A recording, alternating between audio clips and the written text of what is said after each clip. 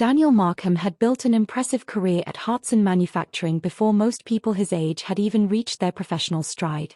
At 30, he had climbed from the company's Southern Regional Sales Office to the position of brand manager at corporate headquarters, complete with a private office and a commanding view of the city. His talent certainly played a role, but his appearance had never hurt him either.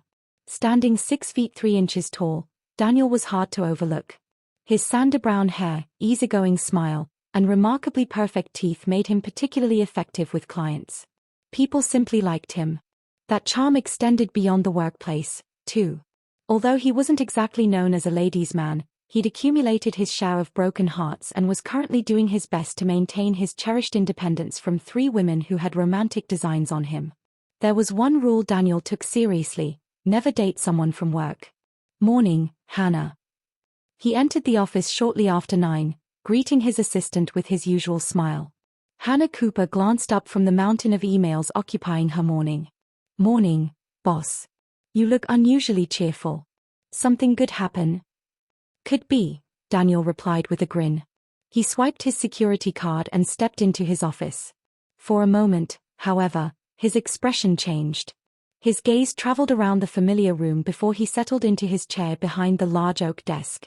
The office was comfortable. Spacious, carpeted, and furnished well enough, with a respectable view of the city. But it wasn't the office. That one belonged to Carl Wilson, Hartson's chief marketing officer. And Carl was retiring. Daniel leaned back and stared through his window, imagining the corner office upstairs, the one with the spectacular view of the river. He had visited it countless times, but always as a guest. He had never once sat behind Carl's desk. He imagined himself there. The thought brought a satisfied smile to his face. The promotion would be good. Very good. Not only would he get the corner office, but the accompanying raise would make the position even more attractive. A soft knock interrupted his thoughts. Hannah entered carrying his usual morning coffee. Thanks. You're welcome, Mr. Chief Marketing Officer. She flashed him an enormous grin. Daniel laughed. Don't start, Hannah. You'll jinx it. There are plenty of qualified people who could get that position. I'm sure you're the favorite, and you know it. She set the coffee down. We're all just wondering who they'll find to replace you. Whoever it is, I'm sure you'll have them trained before they realize who's actually running this place. Hannah laughed. Mr. Big Shot, you on Mr. Hartson's calendar at 10. Carl Wilson is joining you. Daniel raised an eyebrow. Interesting. I thought you'd say that. I wonder what they want. Before Hannah could answer, a light knock sounded from the doorway. Paul Myers stepped inside. Paul was the company's advertising manager, a few years younger than Daniel and nearly his equal in the corporate pecking order. He was medium-built, dark-haired, and kept himself in good physical shape. Morning, Dan. Morning, Hannah. He walked in and took a seat without waiting to be invited. Daniel's smile remained in place, but his eyes became more cautious. Hannah noticed the tension immediately. I'll have those reports ready for you this afternoon, she said to Daniel, giving herself an excuse to leave. Once the door closed behind her, Daniel turned toward Paul. So, how's the new campaign progressing? Paul gave a casual shrug. Slowly. These things take time. 4 months now, isn't it? 4. Daniel nodded. I'm sure it'll catch on. Paul leaned back. I heard Carl finally set a retirement date. Daniel gave a non-committal shrug. Paul smiled. Everyone knows you're the favorite for his job. Daniel slipped into his practice salesman expression. It could be either one of us. Exactly. Paul paused. I just wanted to say there won't be any hard feelings. Daniel studied him. Whichever one of us gets the promotion, I'd like us to keep working together professionally. For a brief and unpleasant moment, Daniel pictured himself reporting to Paul. The image vanished almost immediately. That's very mature of you, Daniel said. You've always been a team player. Paul's smile remained, but something about it felt strange. I hope so. Later that morning, Daniel arrived outside Mr. Hartson's office 30 seconds before his appointment. His pulse quickened when he saw Carl Wilson already waiting inside. This had to be it. The promotion. Markham. Come in. Mr. Hartson rose from behind his desk and motioned toward an empty chair. Daniel sat beside Carl. "Thank you, sir." Hartson walked around the desk and stopped beside Daniel. "We've heard very good things about you," he said. "There's a future for you here." Daniel blinked. Of course there was. He'd spent 7 years proving himself. "Thank you, sir." Hartson continued. "That is why we've decided to offer you a full-time position here at the firm." Daniel's excitement surged. The wording was odd, but surely they meant the chief marketing position.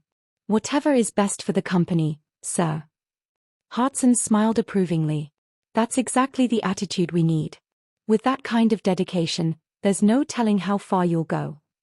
Daniel smiled. Then came the next sentence. "You might even find yourself working in this very office someday." Daniel's smile faltered. "Of course, you'll have to work your way through the administrative pool first. But I'm sure a talented PA like yourself will have no trouble fitting in."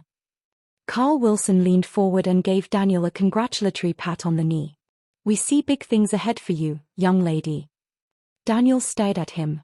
For several seconds, his mind simply refused to process what he'd heard. Young lady? He left the office in a daze. Surely this was some elaborate corporate prank. Hartson was getting old.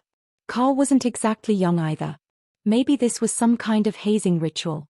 Daniel decided the safest course was to play along until someone finally admitted it was a joke. When he reached Hannah's desk, she immediately looked up. "Well? How did it go?" "Good, I think." "You think?" "They offered me the job." Her face lit up. "Congratulations. When do you start?" "They didn't say." Hannah frowned. "They didn't?" "No. The whole meeting was strange. I think they are messing with me." "That doesn't sound particularly professional." "No," Daniel muttered. "It doesn't."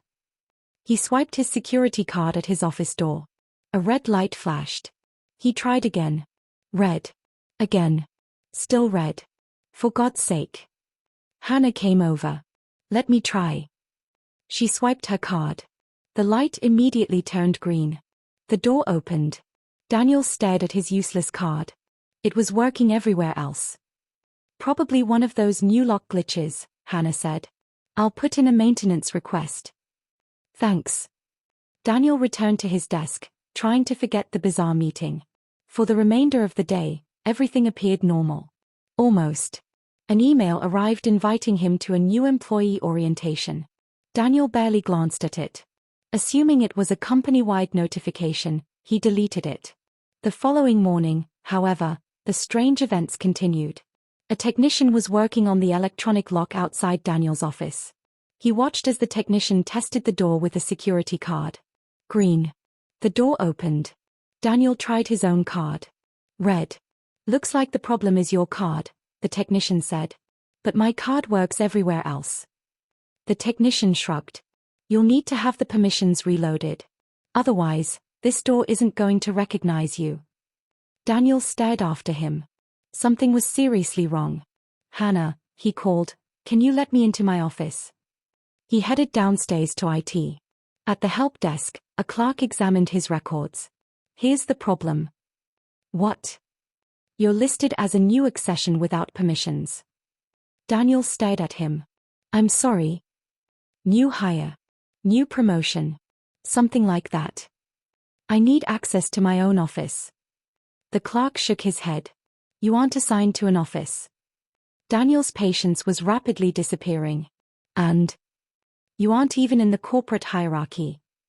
"Then put me back in it." "That's our job." Daniel snatched his card from the clerk. "Of course it is." He headed straight for human resources. By the time he reached Gertie Peterson's office, his patience was hanging by a thread. Gertie had worked for Hartson longer than Daniel had and was one of the company's most familiar HR faces. She studied her monitor. "Well, that's odd." "What?" "It says you have a new position." Daniel exhaled. "Fine. Can you assign me to my office?" Gertie tried. Then frowned. "No. Why not?" "This new personnel system won't let me." "Why?" "It says you haven't completed orientation." Daniel stared at her.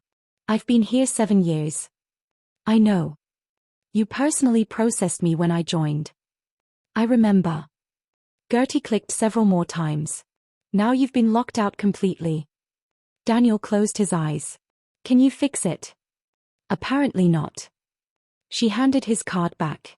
You could attend the new employee orientation. Daniel looked at her. You're kidding. Nope. 7 tomorrow morning. He sighed. Fine. Sign me up. He had no idea that by agreeing to attend that orientation, he was taking the first step into a situation far stranger than a simple computer error. Daniel stared at the strange purse on his desk for several seconds before finally picking it up. A small, beaded DM was stitched into the front, and a decorative tassel dangled from the zipper. He pulled it open and checked the contents. His driver's license, credit cards, and identification were all there. At least his belongings hadn't disappeared. Yeah, he muttered. It is mine. He slipped the purse into his briefcase along with his keys and the rest of his personal items. The fact that he'd apparently been carrying a woman's wallet without remembering it was disturbing, but there was little he could do about it. Another bizarre incident. Another thing to add to an increasingly impossible list. Unfortunately, the following morning made everything that had happened so far seem almost ordinary. Daniel's alarm went off nearly 2 hours earlier than expected. He jolted awake, stared at the clock, and frowned. That wasn't right. He distinctly remembered setting the alarm for his normal wake-up time. Yet somehow, he was already awake before dawn. Still groggy, he headed toward his closet. That was when the next problem appeared. His suits were all hanging where they belonged, but the first one he pulled out looked unfamiliar. Technically, it was still a suit, but the trousers sat higher on his waist and felt strangely light against his skin. The jacket was even stranger. The cut flared around the hips, and the pockets weren't pockets at all. They were merely decorative flaps. Daniel frowned and examined the rest of his wardrobe. The same thing had happened to everything. The farther back he looked, the more colorful the clothing became. He didn't have time to investigate. He was already running late. Somehow, despite waking earlier than usual, his morning routine had consumed nearly all the extra time. Great. He grabbed the charcoal suit he'd first selected and paired it with a lavender blouse. The socks presented another problem. They were remarkably thin and almost transparent, with reinforced sections only around the toes and heels. Daniel decided nobody would notice once he put on his black loafers. The shoes had a small heel. He tried not to think about that. By 8 o'clock, Daniel hurried into the office. He had barely made it. Paul Myers was already there and acknowledged him with a friendly nod. Morning. Morning. Daniel felt an unexpected wave of relief. He had no idea why being on time suddenly seemed so important. He sat at his workstation and logged in. His relief vanished. The computer identified him as Denise Markham, Advertising Administration. Daniel stared at the screen. Not again. He made a mental note to contact HR as soon as possible. For now, he needed coffee. Remembering the objectives Paul had given him, Daniel knocked on Paul's door. Mr. Myers? Would you like coffee? Paul smiled. Sure. Thanks. Daniel returned to his desk and started working. The morning quickly became a blur. Calls poured through his workstation. Emails accumulated. Meeting requests arrived one after another. Daniel had never realized just how much traffic passed through an advertising manager's office. Paul couldn't possibly handle all of it personally. So Daniel began sorting everything. He ranked the calls by urgency, organized meeting requests, separated documents that required signatures from routine informational material, and began restructuring Paul's calendar. At first, he made mistakes. By the end of the day, however, the system felt surprisingly natural. By Friday, Daniel no longer needed to ask Paul whether he wanted coffee. A fresh cup was waiting on his desk every morning. His professional life was becoming strangely efficient. His wardrobe, however, was another story. None of his trousers had usable pockets. His wallet, phone, keys, and other belongings had to remain inside his briefcase. Fortunately, the case had a shoulder strap, allowing him to keep it tucked beneath his arm. It was inconvenient, but manageable. Daniel planned to sort out his clothing over the weekend. Then his financial situation collapsed. His credit card was declined at lunch. He had to borrow money from Hannah just to pay for his meal. Later, the ATM swallowed his debit card. When Daniel contacted the bank, customer service couldn't locate an account under his name. According to their records, Daniel Markham didn't exist. After a lengthy conversation, he managed to arrange replacement cards. The catch was that the bank required him to open a new account. By Monday, Daniel had little choice but to work with whatever clothes were available. He selected a pair of dark trousers. They were surprisingly tight. Not uncomfortable exactly, but fitted closely around his hips and thighs. Too closely. The fabric was thin enough that the outline of his underwear was visible. Daniel changed underwear several times before settling on a green pair decorated with tiny yellow stars. He stared at himself in the mirror. Something about the outfit felt increasingly foreign. The shirt created another problem. It was almost transparent. Daniel could see the darker outline of his nipples beneath it. He immediately rejected the idea of walking through the office like that. An undershirt solved the problem. At least temporarily. While his appearance was becoming increasingly strange, his performance at work was improving. He learned the telephone system quickly. He memoized extensions. He became faster at taking minutes during meetings and more efficient at handling correspondence. Even his typing speed improved. There was only one physical change he couldn't explain: his fingernails kept growing. Instead of cutting them, Daniel began filing them into neat rounded shapes.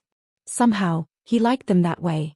Still, none of this meant he had accepted what was happening. Quite the opposite. Daniel was becoming convinced that someone at Hartson Manufacturing was deliberately manipulating him. This had gone far beyond an office prank. Everyone called him Denise. Even Paul. His access privileges had changed too. One day, his security card stopped granting him entry to the men's executive restroom. Instead, it opened the women's. Daniel initially avoided both and used the public facilities. Eventually, convenience won. The women's executive restroom was cleaner, quieter, and usually empty. Then he noticed the freckles. Tiny brown spots had begun appearing across his nose and cheekbones. Daniel became obsessed with them. He tried everything he could think of to make them disappear: lemon juice, skin products, even harsh whitening treatments. Nothing worked. Eventually, he bought concealer. Every morning became a ritual. He covered the freckles, blended the makeup carefully, and added just enough color to emphasize his cheekbones. At night, he removed everything and moisturized before bed. The routine became so familiar that Daniel eventually felt uncomfortable leaving the apartment without doing his face.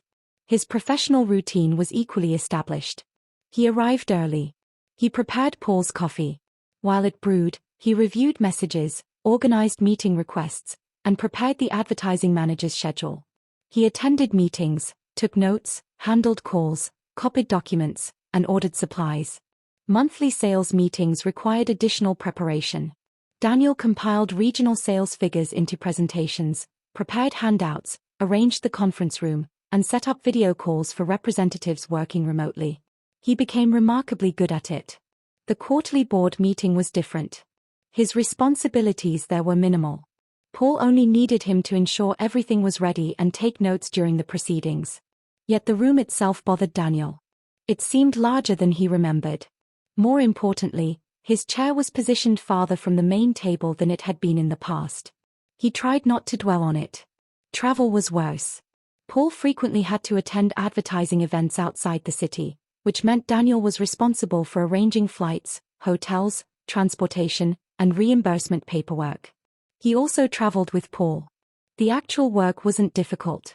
Choosing what to wear outside the office was. Daniel had no trouble wearing formal business attire or lounging around his apartment in casual clothes. Business trips were different. There were lunches, informal meetings, dinners, shopping trips, and unexpected social events. And Daniel could never predict what would appear in his suitcase.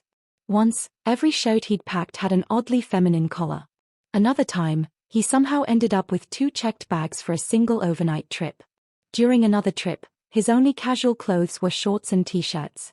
Fortunately, that trip was to Orlando. The weather made the outfit seem perfectly reasonable. The flight home the next morning was considerably colder. Paul never seemed bothered by any of it. Whatever Daniel happened to be wearing, Paul usually complimented him. He also insisted on paying for meals as business expenses and occasionally brought Daniel small gifts. During the Orlando trip, for example, Paul bought him a Mickey Mouse snow globe. Daniel assumed the gifts were simply part of advertising culture. There were always promotional items, samples, coupons, and gift bags.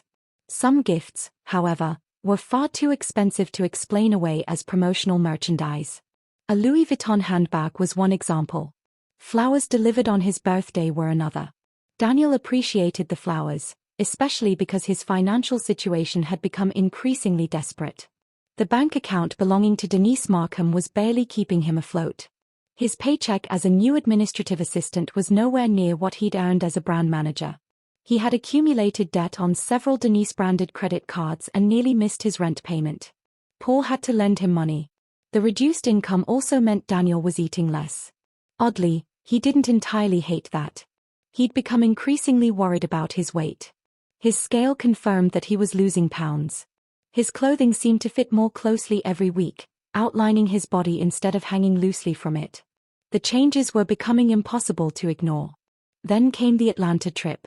Paul and Daniel were finishing up a trade show and had one evening remaining before their flight home. Paul invited him to dinner. Daniel agreed. Getting dressed became an unusually complicated process. He wanted to look good. He'd noticed that Paul seemed especially generous when Daniel made an effort with his appearance. After showering, Daniel shaved his legs and underarms and applied the floral-scented lotion Paul had given him. He selected black underwear rather than the beige set. The black set was more delicate, but the cups seemed to provide better support. He pulled on black stretch trousers and a long green top. Then he stood before the mirror. His hair looked different. His skin looked different. Even the lighting seemed to emphasize the freckles he'd been trying so hard to hide. He released his hair from the tight bun he'd worn during the day's meetings. Once brushed, it fell around his shoulders with a reddish sheen. Daniel stared. He added the pearl earrings Paul had previously given him. They weren't his favorite accessories, but wearing them seemed like the polite thing to do. Finally, he opened his shoe bag. And froze. Inside were stilettos. Daniel stared at them. Why did he own stilettos? He searched deeper. There were blue kitten heels. Peach-colored trainers. White platform sandals.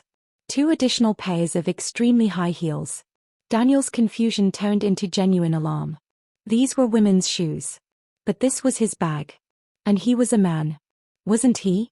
He slowly turned toward the full-length mirror. The person staring back wasn't the man he'd known all his life. A slender woman stood there instead. Her auburn hair fell beyond her shoulders. Her dress flared around her hips and ended well above the knees. The neckline revealed the beginnings of a feminine chest. The trousers he'd thought he was wearing were actually smoky black pantyhose stretched over unfamiliar curves. Daniel's breath caught. He reached toward his chest. The reflection did the same. His breasts were small, but they were unmistakably there. His nipples were painfully sensitive. The dress suddenly seemed much shorter than he'd realized. He carefully reached beneath the hem. Relief came first. His male anatomy was still present. Barely. It had changed, but it hadn't disappeared completely. Daniel stared at his reflection in horror. This wasn't hazing. This was physical. Somehow, impossibly, his body was changing. And Hartson and Wilson had apparently never intended to promote him. They had hired him as an administrative assistant. They had been telling him the truth all along.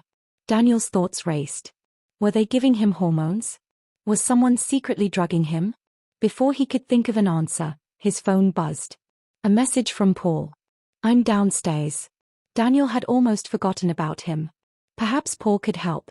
Perhaps Paul knew what was happening. It was a desperate hope, but it was enough. Daniel grabbed a light teal jacket, picked up the purse that had somehow become his, and hurried toward the elevator. Only after the doors closed did he realize something else. He was wearing the stilettos. The elevator reached the lobby. Paul was waiting. Daniel stepped out and waved. Paul's expression immediately brightened. He crossed the lobby, placed his hands around Daniel's waist, and kissed him. Daniel froze. Then, almost instinctively, he kissed Paul back. "You look incredible," Paul said. Daniel couldn't find the words. Paul took his hand and guided him outside toward the waiting taxi. Daniel's mind was spinning. He was apparently on a date with his boss. Paul paid for everything. Paul bought him gifts. Paul treated him like a woman. And now Paul was touching him like one. Daniel wanted to scream that he was actually a man and that something impossible was happening to his body. But the explanation sounded so insane that he couldn't bring himself to say it. Instead, he sat silently as Paul's hand rested possessively against his thigh. The sensation was confusing. Far too confusing. By the time they reached the restaurant, Daniel was desperate for a distraction. Dinner proceeded like a normal date. Paul ordered wine. Daniel chose a modest chicken dish and salad because he was still concerned about his weight. Paul ordered steak. Daniel kept waiting for an opportunity to explain what was happening. There was always someone nearby. A waiter. Another customer. A server clearing plates. The moment never came. Instead, Paul talked about his boat and his beach house. Daniel contributed bits of office gossip he'd heard from the other assistants. Eventually, coffee arrived with a blackberry cheesecake. Paul suddenly produced a small gift box. Daniel stared at it. "What is this?" "A little thank you." Paul smiled. "The new campaign is going national. You've been beside me through the entire process." Daniel wasn't entirely sure what he'd actually contributed to the campaign, but he opened the box anyway. Inside was an emerald pendant. A large one. The stone caught the light immediately. Daniel's eyes widened. "How much did this cost?" Paul laughed. "It isn't from the company." He leaned closer. "It's from me." Daniel couldn't think of a response. "Want me to put it on you?" "Yes." Paul stood behind him. Daniel lifted his hair. Paul fastened the chain around his neck. A shiver ran through Daniel as the pendant settled against his chest. He touched the emerald, fascinated. It was easily worth thousands. "Beautiful," he whispered. "Pretty things belong on pretty women." Paul kissed his neck. Daniel didn't particularly enjoy the kiss. But the necklace? That was another matter. Paul sat down again. "I want to give you everything," he said. "There's going to be a lot happening at the company soon. I want you beside me when it does." Daniel's thoughts immediately returned to the strange changes. Did Paul know? Was this what Paul meant? He decided not to ask. Not yet. The gift was too valuable to risk ruining the evening. The next morning's flight home was uneventful. So was the airport. Daniel and Paul hugged before leaving in separate taxis. Everything seemed almost normal. Until Daniel reached home. The taxi stopped. Daniel looked out the window. This wasn't his condominium. It was a cheap apartment complex. He checked the address. It matched his records. Even the apartment number was correct. But his old home hadn't even used apartment numbers. Confused, Daniel walked to the door. The keys inside his purse opened it. He stepped inside. The apartment was unmistakably feminine. Clothes filled the closets. Shoes were piled everywhere. Cosmetics covered the bathroom counter. Pantyhose hung from the shower rod. There were flowers. Decorative cushions. Feminine accessories. Daniel slowly looked around. This wasn't merely where Denise lived. This was apparently home. Weeks passed. And somehow, the impossible became ordinary. Daniel, or Denise, continued living the life the world insisted belonged to her.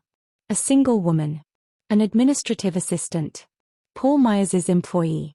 And, increasingly, Paul's romantic partner. Eventually, the apartment began to feel familiar. The clothes felt normal. The cosmetics felt normal. Even the jewelry no longer seemed strange. Paul continued adding to the collection. He bought expensive clothing, jewelry, and accessories. Daniel particularly loved a cashmere sweater he'd received from him. The transformation continued. There was no denying it anymore. Daniel's body became shorter and more feminine. His hair changed to a bright copper shade and grew into long waves. His figure became increasingly curvaceous. His chest developed dramatically. The last remnants of his former male body gradually disappeared. By the time the company Christmas party arrived, the transformation was complete enough that Daniel could no longer pretend otherwise. The company had rented an entire ballroom. Denise wore a little black dress, elegant stockings, and the same stilettos she'd worn in Atlanta. She tried to enjoy the evening. She really did. But then Hartson took the stage. He announced Carl Wilson's retirement. Applause filled the room. Then came the announcement that shattered what remained of Denise's expectations. Paul Myers would be the company's next chief marketing officer. Denise stood frozen while everyone applauded. Paul smiled as he accepted the promotion. She quietly slipped away. At the hotel bar, Denise sat alone with a drink. For the first time, she seriously considered the question she'd been avoiding. Who was she? Everyone in the world knew her as Denise Markham. Her apartment said Denise. Her employment record said Denise. Her bank account said Denise. Her driver's license said Denise. Even her body said Denise. Only her memories insisted that she had once been Daniel. But what did that mean? Was she a man who had somehow become a woman? Or had she always been Denise, with some impossible memory of another life? She couldn't find an answer. And now Paul's promotion created another problem.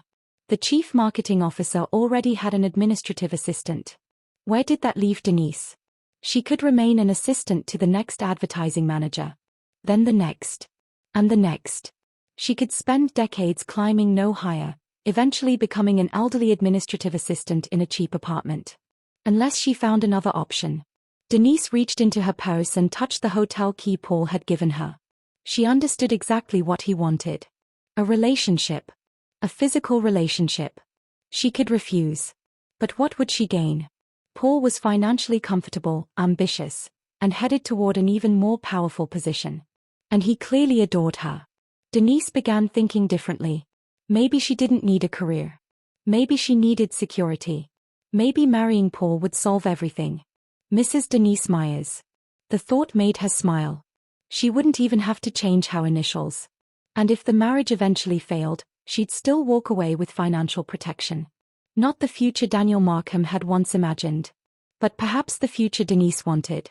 A girl has to do what a girl has to do. She slipped the key back into her purse and walked out of the bar, her heels clicking confidently against the floor. 4 months later, the women in the office held a combined farewell and engagement party for Denise. She proudly displayed her engagement ring. The diamond was enormous. Everyone admired it. Even Mr. Hartson attended. He presented the newly engaged couple with a honeymoon trip to the Bahamas. For Denise, the transformation was no longer something she was fighting. It was simply her life. And she had chosen to make the most of it. Meanwhile, somewhere behind the scenes, another player was watching the consequences unfold. Hannah Cooper sat in her new office and smiled at the view. Brand manager. It felt good. After 20 years of managing executives who relied on her for nearly everything, she finally had the position she'd always believed she deserved. Paul's promotion had been unexpected. But Daniel Markham's disappearance from the corporate ladder had been entirely intentional. Hannah smiled when she thought of Denise. She wondered how the former Daniel was adapting to her new existence as Paul's wealthy fiancé. There hadn't been many alternatives. The plan had worked. Mostly. Paul had become her new boss, which was inconvenient. But Hannah could live with that. Her first move had drained her resources, and contacting freedom from choice again would have to wait. For now, she had her promotion. She had time. And she could afford to be patient.